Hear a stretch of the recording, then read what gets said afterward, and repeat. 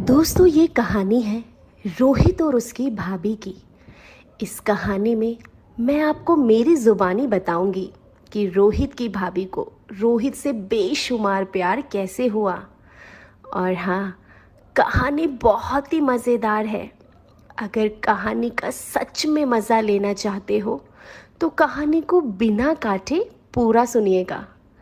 तो चलिए कहानी को शुरू करते हैं। रोहित कहता है, मैं 26 साल का हूँ। मैं आगरा का रहने वाला हूँ। कुछ समय पहले मैं पार्लर में काम करता था, लेकिन मैंने अब वह काम छोड़ दिया। अगर मैं और अपने बारे में बताऊँ तो मैं थोड़े गठीले शरीर का हूँ और 6 फीट के करीबन मेरी हाइट है। और मेरे पड़ोस में बहुत ही अच्छा परिवार रहता है। मैं उनके बारे में आपको अच्छे से बताता हूँ। उनके परिवार में मेरे अंकल जो 56 साल के हैं और आंटी जी 52 साल की है, भैया जो 38 साल के और भाभी जो 35 साल की है, और दीदी है जो 28 साल की है। और दीदी की शादी 19 अप्रैल 2021 को थी। और अंकल आंटी ने मुझे शादी से 20 दिन पहले ही बोल दिया था कि रोहित, तू अपने ऑफिस से 1 तारीख से छुट्टी ले लेना, क्योंकि तेरी दीदी की शादी 19 अप्रैल को है। दीदी मुझसे 2 साल बड़ी थी, तो मैं उसे बड़ी दीदी ही बुलाता था। पूरे परिवार के लोग मुझे अपने बेटे जैसा मानते थे। और जैसे कि अंकल आंटी ने बोला था 1 तारीख से छुट्टी ले लेना, तो मैंने वैसे ही 1 तारीख से छुट्टी ले ली और शादी के कामों में हाथ बटाने लगा। जैसे जैसे शादी के दिन करीब आ रहे थे, वैसे वैसे रिश्तेदारों का आना शुरू हो गया था। उन्हीं रिश्तेदारों में भाभी की एक बड़ी बहन थी। उसका नाम प्रीति था। मैं उनके बारे में आपको थोड़ी सी जानकारी दे देता हूँ। प्रीति की लंबाई करीब 5 फीट 4 इंच थी और उसका रंग दूध की तरह सफ़ेद था। उनकी आंखें बड़ी बड़ी थी और गर्दन लंबी थी। यूँ कहें तो देखने में काफ़ी खूबसूरत थी और उनकी उम्र से वह बहुत ही छोटी दिखती थी। उनका अभी तक कोई बच्चा भी नहीं है। पहले मुझे पता नहीं था कि वह भाभी की छोटी बहन है, तो मैंने भाभी से ही पूछा था, भाभी, ये लेडीज़ कौन है? तो भाभी ने बताया था कि यह मेरी बहन है। और जब मुझे पता चला यह भाभी की बहन है, तो मैं आते जाते उनसे मजाक कर लिया करता था। एक दिन आंटी ने मुझे बुलाया और बोली, हम भात नोतने जा रहे हैं, तुम अपनी दीदी का ख्याल रखना। तो मैंने कहा, ओके आंटी जी, आप चिंता ना करें, मैं दीदी का अच्छे से ख्याल रखूँगा। कुछ देर बाद सभी चले गए। मैं और दीदी शतरंज खेलने लगे।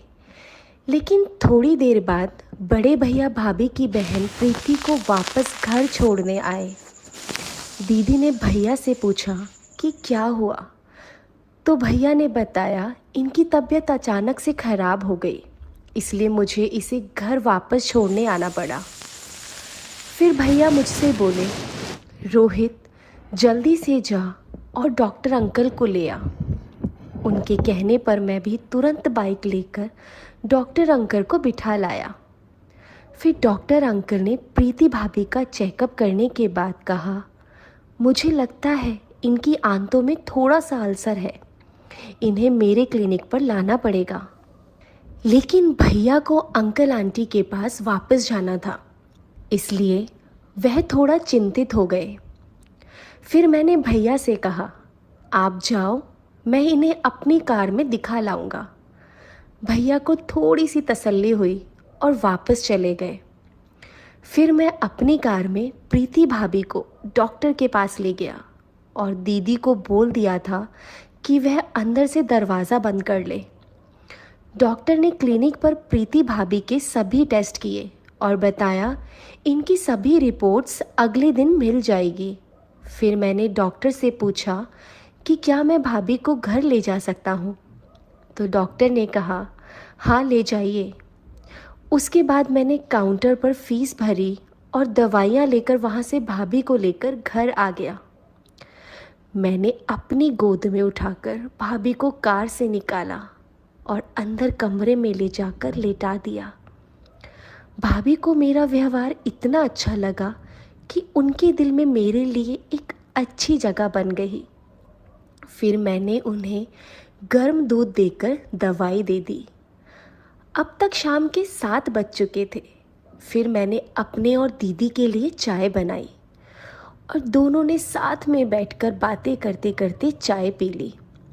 फिर हमने देखा कि प्रीति भाभी सो चुकी है। हम दोनों अकेले थे तो हम शादी के कार्ड पैक करने लग गए। हमने कुछ टाइम में ही सभी कार्ड्स पैक कर दिए थे और उसके बाद अंकल आंटी और सभी सदस्य घर वापस आ गए और सीधा भाभी के पास चले गए। हम दोनों से कुछ नहीं पूछा। कमरे में आवाज़ होने के कारण भाभी भी नींद से जाग गई थी। फिर भाभी कहने लगी, रोहित ना होता तो मेरी जान ही निकल जाती। बहुत ही नेक लड़का है। यही मुझे कार से डॉक्टर के पास ले गया, मेरी पूरी देखभाल की और मुझे टाइम से दवाइयाँ भी दी।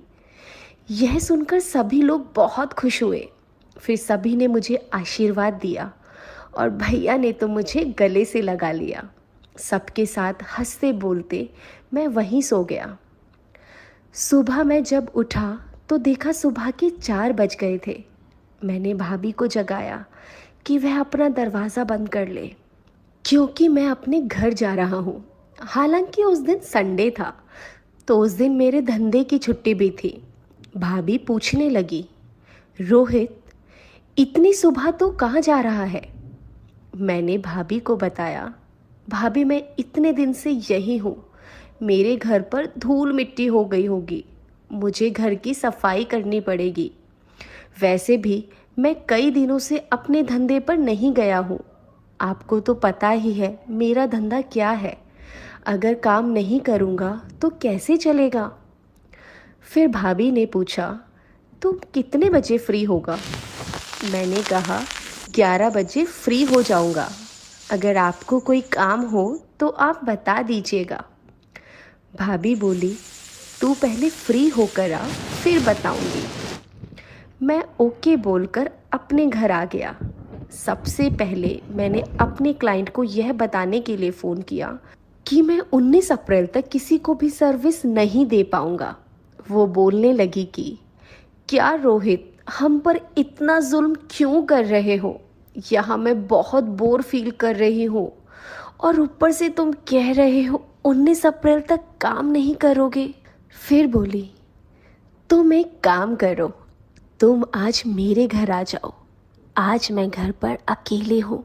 तुम जितने पैसे मांगोगे मैं उतने पैसे दूंगी। तो मैंने कहा, चलो ठीक है, तुम इतना बोल रही हो तो मैं आ जाता हूँ। मैंने कपड़े बदलकर बाइक उठाई और उनके घर चला गया। वो मेरा अपनी एक सहेली के साथ बड़ी ही बेसब्री से इंतज़ार कर रही थी। उसकी सहेली मुझे कुछ ज़्यादा ही छोटी लग रही थी। मैंने पूछ ही लिया, ये कौन है? उसने बताया, ये लड़की मेरी एक तरह से सहेली ही है। बेशक इसकी उम्र कम है, लेकिन मेरी और इसकी बातें बहुत ज़्यादा मिलती है, इसलिए तुम भी इसे सहेली ही मानो। इसने आज तक कभी भी ऐसा कुछ नहीं किया है। मैंने कहा, बस बस मैं समझ गया।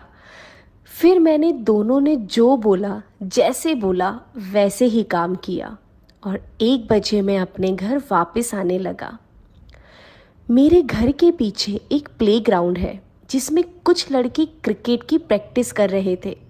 उन्होंने मुझे रोक लिया और बोले, यार रोहित, हमारे साथ क्रिकेट खेलो ना। उनका ज़्यादा आग्रह करने पर मेरा मन कर गया, क्योंकि बहुत दिनों से शादी के कामों में बिजी था तो क्रिकेट नहीं खेल पाया था। इसलिए मैंने उन्हें कहा, मैं घर बाइक खड़ी करके आता हूँ। फिर मैं ग्राउंड में वापस आ गया, लेकिन कुछ टाइम बाद मुझे टॉयलेट के लिए वॉशरूम जाना था, लेकिन वहाँ कोई वॉशरूम नहीं था। तो मैं एक साइड कोने में वॉशरूम करने चला गया। लेकिन मैंने देखा कि प्रीति भाभी ने मुझे छत से वॉशरूम करते देख लिया है और भाभी मुझे देखकर मुस्कुराने लगी। फिर मैंने सोचा, ये तो प्रीति भाभी है, कोई और लेडी नहीं है, इसलिए मुझे डरने की कोई ज़रूरत नहीं। फिर मैं वापस ग्राउंड के अंदर चला गया। फिर मैंने खूब मज़े से क्रिकेट खेला और मैच भी जीता। फिर मैं शाम के 4 बजे तक घर आया और मेरे घर एक बच्चा आया और बोला, अंकल आपको जिन दीदी की शादी है उनके पापा ने बुलाया है। मैं समझ गया अंकल को कुछ काम होगा, इसलिए फिर मैं कपड़े बदलकर दीदी के घर चला गया और मैंने अंकल आंटी के पैर छूकर उनसे आशीर्वाद लिया और प्रीति भाभी से उनकी तबीयत के बारे में पूछा तो उन्होंने बताया अब मैं ठीक हूँ। फिर मुझे अंकल ने अंदर कमरे में आने को बोला और बोला, बेटा ये कुछ कार्ड्स बांटने हैं तो तुम कल सुबह अपने भैया के साथ जाकर ये कार्ड्स बांट देना। मैंने कहा, जी अंकल आप चिंता ना करें, मैं सभी कार्ड्स बांट दूंगा। तभी प्रीति भाभी चाय बनाकर ले आई और वापस किचन में चली गई। लेकिन जब मैंने किचन की ओर देखा तो प्रीति भाभी मुझे ही देख रही थी और मेरे देखने पर वह मुस्कुराने लगी और मैं ये सोचने लगा कि ये ख्वाब है या हकीकत।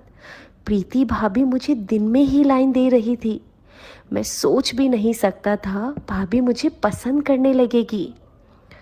अब मुझे लगने लगा कि किसी ने हमें ऐसे देखते हुए देख लिया तो बिल्कुल भी अच्छा नहीं लगेगा। फिर मैंने जल्दी से अपनी चाय ख़त्म की और वहाँ से जाने लगा तो अचानक अंकल ने मुझे रोक दिया। मैंने कहा, अंकल मुझे घर जाना है, कुछ काम है, मैं बाद में आऊँगा। आप कार्ड्स के बारे में बिल्कुल भी चिंता ना करें, मैं सुबह भैया के साथ जाकर कार्ड्स बांट दूँगा। अंकल बोले, ठीक है भाई जाओ। उसके बाद मैं वहाँ से निकल ही रहा था तभी प्रीति भाभी मेरे पास आई और बोली, आज रात को कहाँ सो रहे हो आप? मैंने कहा, भाभी वो रात को ही पता चलेगा कि कहाँ सोना पड़ेगा। ये कहकर मैं वहाँ से चला गया। दोस्तों, मैं आपको इससे आगे की स्टोरी आने वाले पार्ट 2 में बताऊंगी।